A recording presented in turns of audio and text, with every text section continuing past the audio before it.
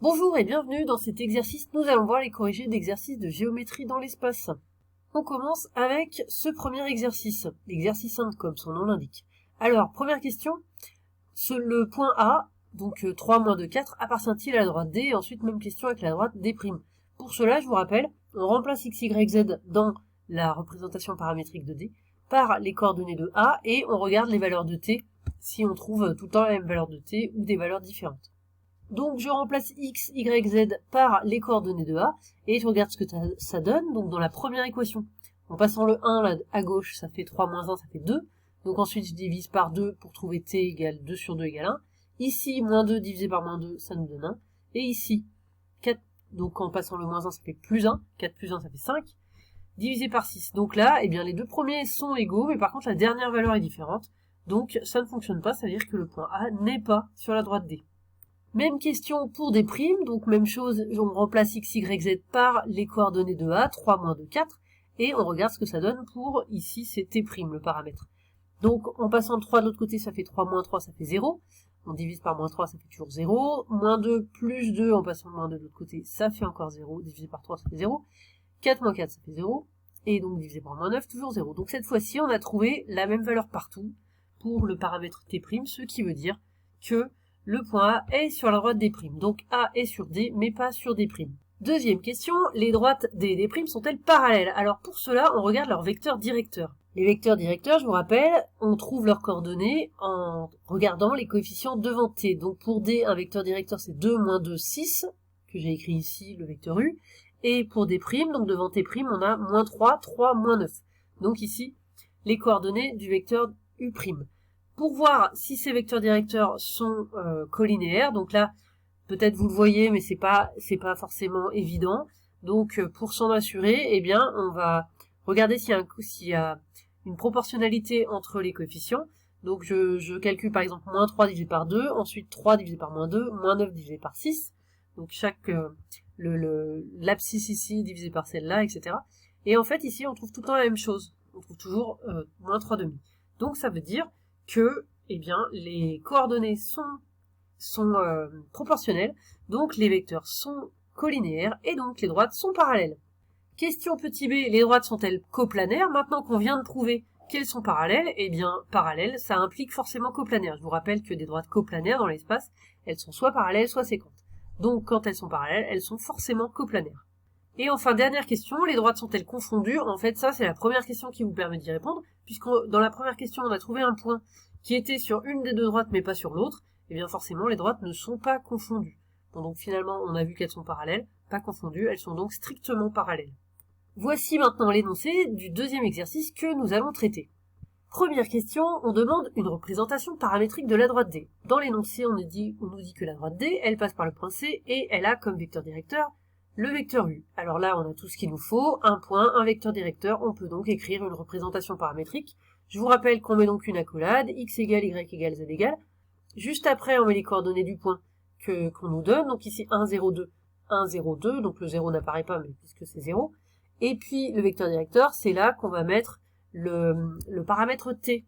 Donc, plus de t, moins 1 fois t, donc ça donne moins t, plus 5 fois t. Et on n'oublie pas d'écrire à la fin t appartenant à R. Question suivante, vérifier que le point grand D est un point de la droite D. Maintenant que nous avons une représentation paramétrique, il suffit de prendre les coordonnées de D, de les mettre à la place de x, y, z, et de vérifier qu'on trouve bien le réel t. Alors on y va, donc moins 3, 2, 8 à la place de x, y, z, on calcule les valeurs données pour t, ici le 1, je le passe à gauche, ce qui fait moins 4, et on divise donc par 2, ça fait t égale à moins 4 sur 2, on trouve moins 2, ici 2 égale moins t, ça donne bien t égale moins 2, ici, moins 8, on passe le moins de l'autre côté, enfin 2 devient moins 2, donc ça fait moins 8, moins 2, ça fait moins 10, on divise par 5, et donc on obtient moins 10 sur 5, encore moins 2. Donc on obtient bien la même valeur pour t, donc le réel t existe, et ce qui veut dire que le point D est un point de la droite petit d. Et maintenant la question 2 petit b, démontrer qu'il existe deux nombres réels a et b tels que vecteur AD est égal à a fois vecteur AB plus b fois vecteur AC. Donc on cherche ces deux réels a et b tels que on a cette égalité de vecteurs. Et bien pour cela, on calcule les coordonnées des vecteurs. Donc vecteur AD, on prend les coordonnées dans l'énoncé. Moins 3, moins 0, ça fait moins 3. 2, moins 1, ça donne donc 1, et puis moins 8, moins 0, ça fait moins 8. Pareil pour AB, donc 0, moins 0, 0, moins 1, ça fait 1, moins 1, pardon, moins 1, moins 0, ça fait moins 1. Ensuite, AC, 1, moins 0, ça fait 1, 0, moins 1, ça fait moins 1, et 2, moins 0, ça fait 2. Donc voilà les coordonnées de tous ces vecteurs. Je réécris ce qu'on cherche avec les coordonnées que nous venons de trouver, donc vecteur AD, c'est tout ça. Ensuite, ce qui doit être égal à petit a fois le vecteur AB, donc 0, moins 1, moins 1, et plus petit b, le vecteur AC. Alors ça veut dire que pour chaque ligne, on va avoir égalité. En faisant bien attention que le petit a, là, il multiplie tout le vecteur, donc chaque coordonnée, le petit b aussi multiplie tout. Donc première ligne, on a moins 3 égale a fois 0, 0 fois a, et puis plus b fois 1. Donc c'est ce que j'ai écrit sur la première ligne. Deuxième ligne pour les y, 1 égale a fois moins 1, donc j'ai mis dans l'autre sens, c'est pareil, moins 1 fois a, plus b fois moins 1, donc on obtient cette ligne, et dernière ligne, moins 8 est égal à a fois moins 1, plus b fois 2, ce qui est écrit ici. Maintenant, j'écris ce que ça donne, ça se simplifie, moins 3 égale 0 fois a, ça fait 0, donc il reste juste plus 1 fois b qui fait b, donc moins 3 égale b, ça nous donne directement la valeur de petit b. Deuxième ligne, 1 est égal à moins 1 fois a, ce qui fait moins a, moins 1 fois b, donc moins b, c'est-à-dire puisqu'on a trouvé que b est égal à moins 3, ça fait moins 3. Dernière ligne, moins 8 est égal à moins a fois a, ce qui fait moins a, plus 2 fois b. J'ai remplacé aussi le petit b par moins 3 puisqu'on l'a trouvé grâce à la première ligne. 2 fois moins 3. On continue les calculs. Donc, première ligne, inchangé. Deuxième ligne, le moins a, je le passe à gauche, ça fait plus a. Et le 1, je le passe à droite, ce qui fait moins 1. Et moins 3, ça fait plus 3. Donc 3, moins 1, ce qui donne 2. Et sur la dernière ligne, pareil, le moins 1, je le passe à gauche, ça fait a. Le moins 8, je le passe à droite, ça fait plus 8. Et 2 fois moins 3, moins 6. Donc moins 6 plus 8, on trouve 2, ce qui donne bien le même résultat à la deuxième et à la troisième ligne pour petit a.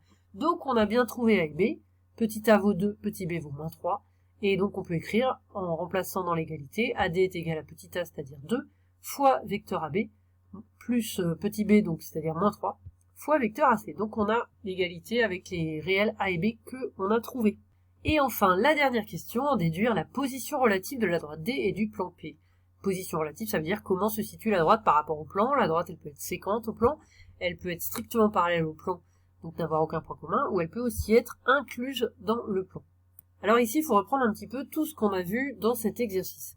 Donc déjà, la droite D, de quoi il s'agit? Eh bien, en fait, on a vu la droite D, elle passe par le point C, et elle passe aussi par le point D. Ça, on l'a vu à cette question. Donc en fait, la droite D, c'est la droite CD. Le plan P, je rappelle que c'est le plan ABC. Ensuite, comme on a vu que vecteur AD est égal à 2 fois vecteur AB moins 3 fois vecteur AC. Ça nous donne qu'on peut écrire un des trois vecteurs en fonction des deux autres. Et ça, je vous rappelle que c'est la propriété qui démontre que trois vecteurs sont coplanaires. Donc, les vecteurs AD, AB, AC sont coplanaires. En particulier, pour les 4 points qui composent ces trois vecteurs, ça veut dire aussi que les 4 points sont coplanaires. ABCD sont coplanaires. ABCD sont coplanaires, c'est une autre façon de dire que le point D est dans le plan ABC. Donc le point D, il est dans le plan P, le plan ABC. Donc finalement, les points C et D sont tous les deux dans le plan ABC. Le point C, c'est évident qu'il est dans le plan ABC. Le point D, je viens d'expliquer pourquoi il est dans le plan ABC. C'est grâce à cette relation qui montre que les points sont coplanaires. Donc ces points sont dans le plan. Donc ça veut dire que la droite CD, en fait, elle est dans le plan ABC. Donc finalement, la position relative, c'est que la droite D, elle est incluse dans le plan P, qui est le plan ABC.